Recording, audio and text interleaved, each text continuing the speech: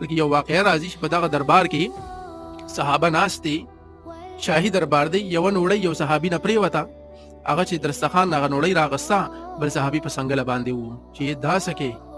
دا خو ته شاهي دربار کې ناست یې، بادشاهان دي، لوی لوی خلک دلته کې ناست دي، خانان دي، سیټان ناست دي، او ته داسې قسم عمل کې دا خلک وایي چې د دومره اوږې خلک دی، ته د درستخان نه روټۍ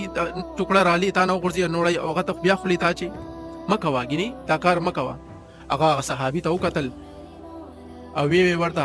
اترکو سنت حبیبي لهؤلاء الحمقاء، د دې بې وقوفه خلکو په وجه باندې به زه د خپل حبیب سنت پرېږدمه. د نبي علیه السلام حدیث دی چې تاسو روټۍ خورئ، تاسو نه یوه نوړۍ وغورځېده نو هغه راوچته کوي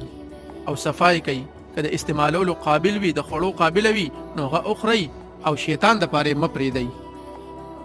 بل روایت کې راځي نبي علیه السلام وفرمایل چې دا پته نه لګي چې کومه